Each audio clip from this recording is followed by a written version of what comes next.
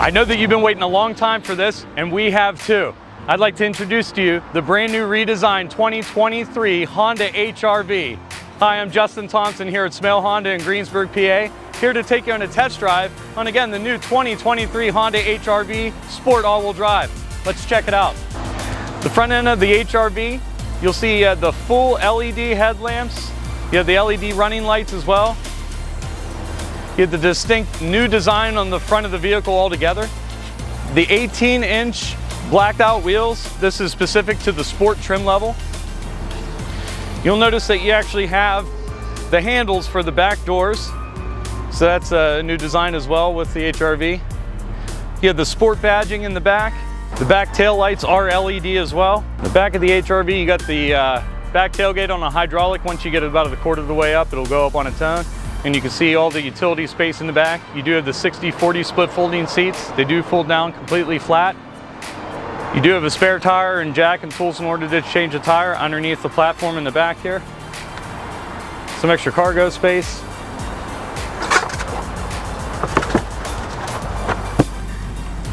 And in the back of the HR-V, you do have plenty of room.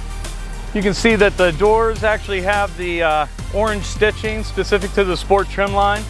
So everything is redesigned, even the pattern for the stitching on the seats. This is cloth interior.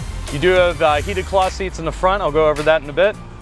But again, a lot of space for the HR-V. They did make it a little bit bigger than the 2022, the older generation. So the new generation HR-V is going to be a little bit wider and a little bit longer. New with the HR-V, you do have a standard remote start with the Sport and the EXL trim level. So they've added that with the new design. Our customers have wanted that for quite some time. All you do, hit the lock button, hold the circular button down for a few seconds till you see your lights blink, then you can release your thumb and it will start up. It'll blink 6 more times in the front, side, and rear of the HR-V, so you know that it remote started. It'll run for about 10 minutes and then shut off. You can do another 10-minute remote to start before you actually have to physically get in to start the vehicle up. If you do the same pattern within the first 10 minutes, you'll actually set it to 20 minutes. So again, you can do 2 10-minute run times or 1 20-minute run time before you actually have to physically start up the car yourself. Now with the smart entry, all you have to do is have the key fob on you, put your hand through the handle, that'll unlock the door. And when you're done with your travels, you can just simply hit the ridges at the top of the handle and it will lock it up. Let's take it out on the road. So this is the inside of the 23 HR-V. You can see the interior is completely redesigned. And they've built the HR-V off of the Civic chassis. So a lot of the dash is going to actually look just like the new 2022 Honda Civic. The steering wheel, you have the leather wrap wheel with the sport trim level.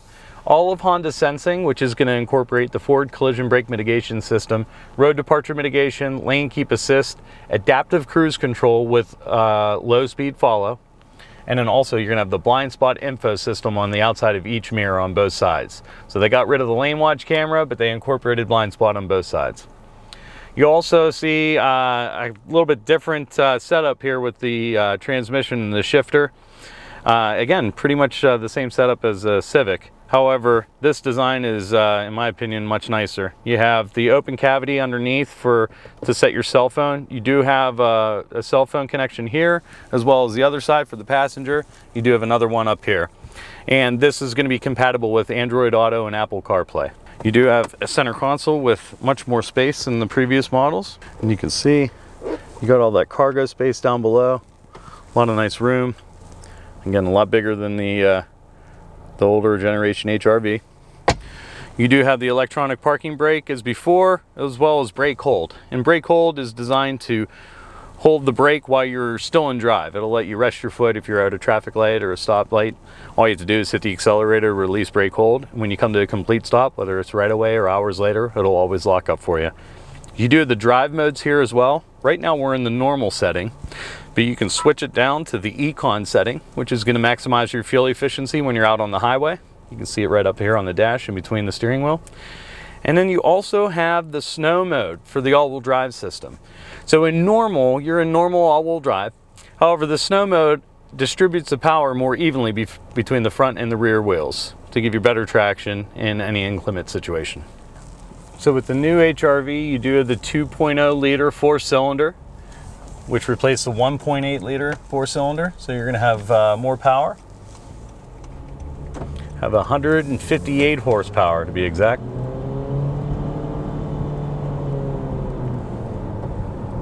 So right now on a dry day like today, the all-wheel drive system in the normal mode, mainly going to drive itself like a front-wheel drive vehicle would. It's always an all-wheel drive, but there is more power diverted to the front wheels. And as soon as your wheels start to slip, it'll automatically engage in all-wheel drive for you, and it'll distribute the power where it's needed. Right now, just a nice tight steering on the back roads here. Again, you have the road departure mitigation and your lane keep assist system. So even on the back roads, the camera in the top of the windshield is taking note of the lines that are on the road, and it'll keep you centered in the lane and assist your steering if you are not paying attention and if you're drifting off the road. You also have the automatic headlights, so you can keep it on auto all the time, and it will turn your lights on at night. It'll turn them off during the day, and at night you'll even have the automatic high beam function as well. It's a nice, smooth, comfortable ride. The cloth seats feel great. The leather wrap steering wheel, again, feels a lot like the Civic.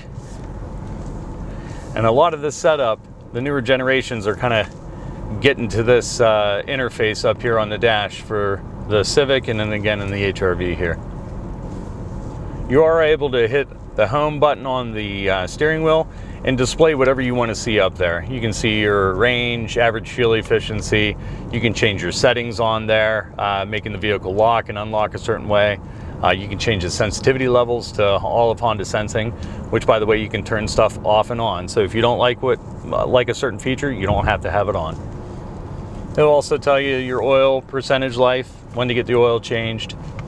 It'll actually show your all-wheel drive torque, which wheels are getting the power, when they're getting the power. And it's a little, again, the home button brings the menu up, and then you can scroll up and down and choose what you want. You, of course, have the Bluetooth connection for your cell phone. And as I mentioned before, the Apple CarPlay and Android Auto integration for the screen here, which is great because it's a better connection, in my opinion, with your cell phone. And you can even use your navigation apps on your phone as your navigation system, and it will show up right here on the touchscreen. So you got the AM/FM stereo up here on the touchscreen, and you're able to program your different stations that you want, which, by the way, you can actually control the tracks up here. So once you get your preset set, you can switch back and forth up here, and you have your volume control as well. There is a source button on the steering wheel, which will allow you to switch between FM, AM, your Bluetooth connection, Apple CarPlay, Android Auto, so if you have music on your phone. But you do have the phone connection, which will take you right to the phone. And again, Honda, that's Honda's phone connection, but you will have the connect button right there. That's for the cell phone, Android Auto, Apple CarPlay. The radio button, and then the media button is used for, you know, like if you had a flash drive with music on there or any other music media. So right now we're on a hill. I'm at a stoplight and I'm waiting for the green. I'm actually have brake hold on right now, so I can take my foot off the brake, and now I'm just resting my foot. We're in standby mode. It says brake hold and then hold in bold print. That's how I knew I was able to release my foot. And again, it will hold it in drive, and as soon as I want to go, I just hit the accelerator to release it, and it will lock back up the next time I use the brake on the ground. Heated seats, high, medium, and low for the driver and the passenger.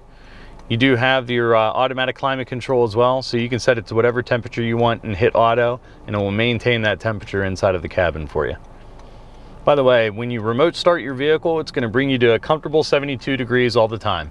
It knows if it's hot out or cold. If it's hot, it'll bring it down. If it's cold, it'll bring it up, and you do not have to precondition your heater or your air conditioner. So now I'm going to turn on the lane keep assist system. I'll demonstrate that for you. That button's right here on the steering wheel, so I hit that. Those green lines that are highlighted indicates that it's ready to operate, and if I did start to drift, it'll actually assist my steering. There it is right there. Kind of pulsates the wheel and just nudges you back into the lane. It's not going to substitute your steering, it's only there to help. It's to assist your steering. You're still able to maneuver the vehicle and override it. So if you're trying to swerve for a pothole or whatnot, it's going to allow you to do that. Now, anytime I use my turn signal, it will cut off the lane keep assist system, so it doesn't pulsate underneath my hand to allow me to move to the next lane.